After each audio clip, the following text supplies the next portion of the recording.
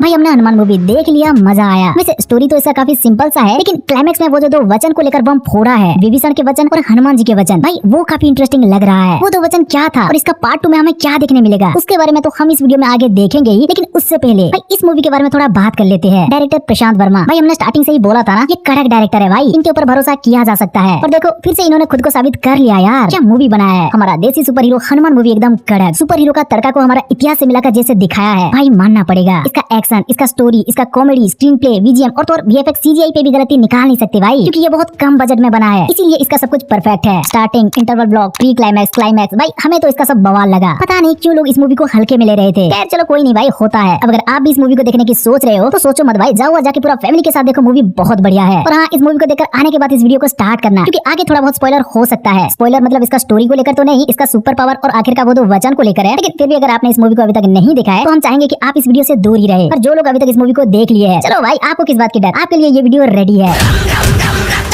अब इसका पार्ट 2 और वो दो वचन के ऊपर आने से पहले हनुमान जी के रुधिरामणि के बारे में जान लेते हैं, क्योंकि ये जरूरी है। ठीक है, कहा जाता है हनुमान जी के जन्म कर्नाटक के हम्पी निकट स्थित अंजनाद्रि पर्वत में हुआ था, तो इसीलिए इसका कहानी में भी हमें अंजनाद्रि पर्वत के बारे में बताया गया है कि हनुमान जी जब छोटे थे और आम समझकर सूर्य को खाने के लिए जा रहे थे, तो इंद्रदेव सूर्य के बिना इस दुनिया को अंधकार से बचाने के लिए हनुमान जी के ऊपर वज्र का प्रहार किए, और उस वज्र का प्रहार से हनुमान जी के मुंह से एक बूंद रक्त निकल गया, और वो एक बूंद रक्त आकर अंजनाद्रि के पानी के अंदर गिरा। अब क्योंकि हनुमान जी भी अंजनाद्रि से ही गए थे, तो वो रक्त बूंद भी अंजनाद्रि में ही गिरेगा ना भाई, अमेरिका में जाकर थोड़ी ना गिरेगा। वो रक्त बूंद गिरने का स्पीड भी बहुत तेज जो था। ठीक है, अब वो रक्त बूंद अंजनाद्रि में गिरने के बाद वो एक मणि में बदल गया, जिसे कि रुधिरामणि कहा गया। और क्योंकि ये रुधिरामणि हनुमान जी के रक्त बूंद से बना था, इसीलिए ये रुधिरामणि बहुत शक्तिशाली था। जो भी इसे हासिल कर लेता उसके अंदर हनुमान जी के जैसे कुछ शक्तियां आ जाता। इसीलिए हजारों सालों से असुर लोग इसका खोज कर रहे थे। जैसे ब्रह्मास्त्र में वो नागिन लोग ब्रह्मास्त्र का खोज कर रहे थे ना, ठीक कुछ वैसे ही। पर जैसे असुर लोग इस रुधिरामणि का खोज कर रहे थे, वैसे ये रुधिरामणि भी एक ऐसा व्यक्ति की खोज कर रहा था जो कि इस रुधिरामणि का काबिल निकले और सही से इसका इस्तेमाल करे। क्योंकि हम सब जानते हैं हनुमान जी के इसमें इतने असीम शक्तियां हैं कि अगर गलती से भी ये गलत हाथों में पड़ गया तो वो इस दुनिया का चुटकियों में सर्वनाश कर सकता है। इसीलिए ये रुधिरामणि एक सही मणिधारी ढूंढ रहा था। और हाँ, इस रुधिरामणि का भी शायद कोई नियम था कि जब तक वो पानी के अंदर रहेगा तब तक उसके बारे में किसी को पता नहीं चलेगा। जब वो पानी से निकलकर किसी के हाथ लग जाएगा तब थोड़ा थोड़ा असुरों को उसके बारे में पता चल जाएगा। और अगर वो मणि गलती से फट जाएगा तो असुरों को उसका एग्जैक्ट लोकेशन मिल जाएगा, या फिर असुरों को और ज्यादा वो व्याकुल बना देगा। ऐसा कुछ तो है जिसके बारे में इस मूवी में बताया गया है, उसके बारे में हम आगे बात करेंगे। ठीक है, अब आते हैं वो दो वचन के ऊपर। क्लाइमैक्स में हमने देखा जब हनुमान जी वो गुफा से निकलकर हीरो के सामने आते हैं तो तब विभीषण बोलते हैं कि मैंने आपको दिया वचन निभा लिया, अब प्रभु श्री राम को आपने जो वचन दिया था उसे पूर्ण करने का समय आ चुका है। तो यहाँ विभीषण किस वचन की बात कर रहे हैं, जो वो खुद निभा चुके हैं और हनुमान जी को निभाना अभी बाकी है। तो भाई देखो, पहले अगर हनुमान जी के देखें तो हनुमान जी तो चिरंजीवी है, हम सब जानते हैं। इसीलिए उनसे श्री राम बोले होंगे कि जब वो शरीर त्याग कर इस पृथ्वी से चले जाएंगे तो उसके बाद जब भी उनका भक्त लोग या कहीं मानवता संकट में होगा तो ये उन्हें बचाने के लिए जरूर आएंगे। और इसी बात को लेकर शायद हनुमान जी भी श्री राम को वचन दिए होंगे। दूसरा, अगर विभीषण की देखें तो ये शायद हनुमान जी को वचन दिए थे कि अगर ऐसा कुछ हुआ जैसा कि श्री राम जी ने कहा था, तो ये जो भी उस रुधिरामणि का योग्य है उसे रुधिरामणि तक पहुंचा देंगे, जिसके बाद कि वो खुद सब कुछ संभाल लेगा। और ऐसा विभीषण करते भी है। जब उन्हें पता चलता है कि राक्षस, असुर या कई विलेन लोग उस रुधिरामणि को खोज निकालने के निकट आ चुके हैं, तो वो उसे गलत हाथों में पड़ने से पहले उसे उसका योग्य व्यक्ति तक पहुंचाने की कोशिश करते हैं। आपने देखा ना, स्टार्टिंग से लेकर लास्ट तक विभीषण इसमें यही तो कर रहे थे। पहले हीरो को उस तक पहुंचाने के लिए टाइगर बनकर हीरो को हीरोइन से दूर जाने से रोकते हैं और ये डाकुओं के साथ भिड़ाकर रुधिरामणि के पास पहुंचा देते हैं। लेकिन फिर इसके बाद जब गुंडे हीरो से वो मणि ले जाते हैं तो विभीषण खुद हीरो का रूप लेकर गुंडों से उसे वापस ले आते हैं। ऐसा ये हर बार करते हैं और कैसे भी करके हीरो तक वो रुधिरामणि को ले आते हैं। हीरो के सिस्टर मरने के बाद भी आपने देखा ना, जब हीरो वो मणि को फेंक देता है तो विभीषण बंदर को काम पर लगा के मणि को वापस ले आते हैं। और सचमुच इससे काम बन भी जाता। रुधिरामणि के काबिल व्यक्ति को रुधिरामणि मिलने के बाद वो उन असुरों को रोक सकता था। लेकिन फिर उसके बाद जब वो देखते हैं कि रुधिरामणि विस्फोट हो जाता है तो वो समझ जाते हैं कि अब और कुछ हो नहीं सकता। उन्होंने बताया था ना, रुधिरामणि की विस्फोट के पश्चात असुरों को नियंत्रण में लाना असंभव है, क्योंकि इसके बाद वो और भी व्याकुल हो जाते हैं, पागल बन जाते हैं, रुधिरामणि की तरफ आने की उनकी स्पीड बढ़ा लेते हैं। इसीलिए इसके बाद ही वो बोलते हैं कि मैंने आपको दिया वचन निभा लिया, मतलब हीरो को रुधिरामणि तक पहुंचा दिया। पर फिर भी और कुछ हो नहीं सकता, क्योंकि रुधिरामणि विस्फोट हो चुका है, राक्षस आ रहे हैं। तो वो बोलते हैं अब आपको आना ही होगा, प्रभु श्री राम को आपने जो वचन दिया था उसे पूर्ण करना ही होगा। तो हाँ, यही हो सकता है वो वचन। श्री राम जी बोलने पर हनुमान जी वचन दिए होंगे कि जब भी मानवता के ऊपर संकट आएगा तो वो उन्हें बचाने के लिए जरूर आएंगे। और अब जब रुधिरामणि फटने के बाद असुर लोग इसके पीछे आना चालू कर चुके हैं, तो हनुमान जी भी सच में उस वचन को निभाने आ चुके हैं। और पार्ट 1 खत्म। लेकिन ये पार्ट 1 की एंडिंग के साथ हमें इसका सेकंड पार्ट जय हनुमान की अनाउंसमेंट भी देखने मिल चुका है, जो कि 2025 में आने वाला है, ऐसा बोला जा रहा है। तो अब आगे उसमें हमें क्या देखने मिलेगा? भाई लगता है इसका नेक्स्ट पार्ट में हमें देखने मिलेगा हनुमान जी कैसे अपना वचन निभाते हैं और मानवता को सर्वनाश से बचाते हैं। आपको क्या लगता है, हनुमान मूवी का नेक्स्ट पार्ट जय हनुमान में हनुमान जी इस दुनिया को उस असुरों से कैसे बचाएंगे? उनसे लड़कर? भाई हमें तो नहीं लगता, क्योंकि अगर वो लड़ाई करने मैदान में उतर डर गए तो युद्ध तो 1 सेकंड में खत्म हो जाएगा भाई। तो फिर मूवी में बाकी स्टोरी क्या चलेगा? इसीलिए हमें लगता है नेक्स्ट पार्ट में हनुमान जी हीरो को कुछ ज्ञान देंगे, कुछ और शक्तियां देंगे उन राक्षसों से लड़ने के लिए और इस दुनिया को बचाने के लिए, और फिर वो चले जाएंगे। लेकिन लड़ाई तो भाई वो नहीं करेंगे। हाँ, हो सके तो क्लाइमैक्स में वो फिर से भी आ सकते हैं। चलो वो जो भी हो आगे देखा जाएगा। पर वो असुर लोग भाई बहुत खतरनाक लग रहे हैं यार। इस मूवी का विलन तो एक नॉर्मल सा बंदा था जो सूट बूट और टेक्नोलॉजी के सहारे खुद को सुपर हीरो या कहीं सुपर विलन बताता था, पर वो ऐसा नहीं है भाई। उसके पास उसका जितना बड़ा आर्मी को दिखाया है, जैसे ड्रैगन को दिखाया है भाई, सच में वो काफी इंटरेस्टिंग लग रहा है और सुपर विलन वाला वाइब भी आ रहा है। इसके अलावा आगे ये भी देखना काफी इंटरेस्टिंग होगा कि वो असुर लोग अब रुद्रमणि को निकालेंगे कैसे, क्योंकि वो रुद्रमणि से हनुमान जी का रक्त बूंद तो अब हीरो के बॉडी का अंदर जा चुका है। उसका आंख में वो रक्त बूंद गिरा और उसका शरीर में मिल गया। आपने देखा ना, मतलब हनुमान जी के सुपर पावर अब हीरो के अंदर आ चुका है। तो हीरो का अंदर से अब राक्षस लोग से निकालेंगे कैसे? ऐसे में तो सारा असुरों का टारगेट हमेशा के लिए हीरो बन जाएगा। हीरो के पास हमें और क्या क्या शक्तियां देखने मिलेगा? क्या वो अगला पार्ट में हनुमान जी की तरह उड़ भी सकेगा? क्योंकि क्लाइमेक्स में तो वो उड़ते हुए भी दिख रहा था भाई। आगे उस गाँव का क्या होगा? और अधीरा भाई, अधीरा भी तो इस प्रशांत वर्मा सिनेमैटिक यूनिवर्स का हिस्सा है। वो आगे जय हनुमान मूवी से कनेक्ट कैसे करेगा? ऐसे बहुत सारी इंटरेस्टिंग बातें हैं भाई जो हमें इसका अगला पार्ट जय हनुमान मूवी में देखने मिलेगा। लेकिन चलो आगे की बात छोड़ो, उन सब के बारे में हम कभी और चर्चा करेंगे। अभी के लिए हम इस हनुमान मूवी के बारे में देखें। तो भाई हमें तो लगा विभीषण और हनुमान जी के वो दो वचन यही वो दो वचन हो सकते हैं जिसके बारे में क्या हम बता चुके हैं। पर अब आप बताओ आपको क्या लगता है? विभीषण के तो कंफर्म यही है, हनुमान जी के वचन कुछ और भी हो सकता है क्या? जो भी आपको लगता है कमेंट करके हमें जरूर बताइएगा। और हाँ, हनुमान मूवी आपको कैसा लगा वो भी हमें कमेंट करके बताना बिल्कुल मत भूलना। अभी के लिए इस टॉपिक को यहाँ रहने देते हैं। आप चाहो तो आगे और भी इस टॉपिक पर हम चर्चा करेंगे, लेकिन अब ये वीडियो को यहीं खत्म करते हैं। अगर आपको ये वीडियो अच्छा लगा हो तो वीडियो को लाइक करके अपने दोस्तों के साथ शेयर करो और चैनल को सब्सक्राइब नहीं किया है तो भाई सब्सक्राइब कर लो।